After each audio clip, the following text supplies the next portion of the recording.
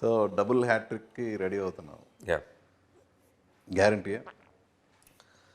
నేను అంటే ప్రతి సినిమా నాకు స్క్రిప్ట్ స్టేజ్లోనే ఒక పాజిటివ్ ఫీలింగ్ వచ్చేస్తుంది అండ్ అది వస్తేనే ముందుకెళ్తాను. సో హోప్ ఈ సినిమా కూడా అంతే సక్సెస్ అవుద్దని అనుకుంటున్నాను.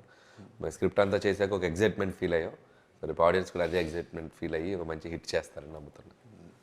జనరల్గా ఒక స్టార్ హీరోస్ని డైరెక్ట్ చేసి రిలీజ్కి ఒక కొద్ది గంటల ముందు ఇంత రిలాక్స్డ్గా కూర్చొని మీడియాలకు ఇంటర్వ్యూలు ఇస్తూ అనేది చాలా రేర్గా చూస్తుంటాం.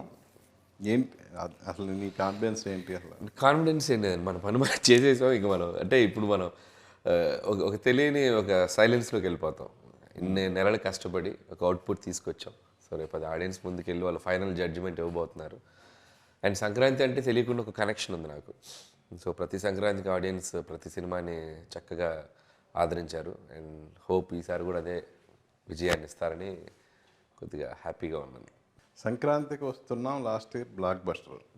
ఆ సంవత్సరం వచ్చిన సినిమాల్లో ఓపెన్గా చెప్పుకోవాలంటే బ్లాక్ బస్టర్ అంటే సంక్రాంతికి వస్తున్నామే.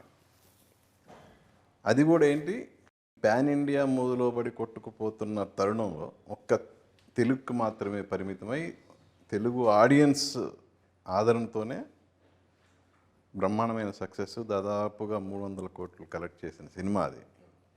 సో ఆ సినిమా తర్వాత మెగాస్టార్తో వస్తున్న సినిమా కదా, ప్లస్ డబుల్ హ్యాట్రిక్కి రెడీ అవుతున్న సినిమా. సో ఏమైనా ప్రెషర్ ఉందా అసలు? అంటే చిరంజీవి గారు అనుకోగానే ఫస్ట్ ప్రెషర్ అంటే ఆయనకి ఎలాంటి సబ్జెక్ట్ చేయాలి, ఆయనతో ఎలాంటి ఒక స్పాన్లో తీసుకురావాలి అనే ఆ టైంలో ఉన్న ప్రెషర్ అండి.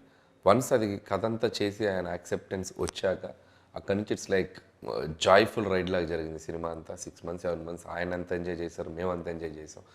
గివ్ అండ్ టేక్లో ఇద్దరం మ్యూచువల్ రెస్పెక్ట్. ఆయన అసలు ఎంత బాగా నేను ఆయనతో పోలిస్తే నథింగ్, ఆయన సాధించిన విజయాలతో పోలిస్తే ఆయన ఒక లెజెండరీ పర్సనాలిటీ. బట్ స్టిల్ ఒక డైరెక్టర్ తాలూకు అతను ఏమనుకుంటున్నాడు ఏంటి అని ఆయన రెస్పెక్ట్ ఇస్తూ అబ్జర్వ్ చేస్తూ ఎప్పటికప్పుడు ఆయన ఎక్కడ దూరంగా ఉన్నా కూడా ఏం జరుగుతుందో మొత్తం నోటీస్ చేస్తారు. సో వీడికున్న క్లారిటీ మామూలుగా లేదు, వీడు మంచి భవిష్యత్తు ఉంది అని ఆయన మనసులో చాలా చిన్నపిల్లోళ్ళలాగా ఒక ఒక ఒక ఒక బొడ్డోడిని ఎలా ట్రీట్ చేస్తారో చిన్న కుర్రోడిని అలా ప్రేమగా ట్రీట్ చేశారు నన్ను సినిమా అంతా.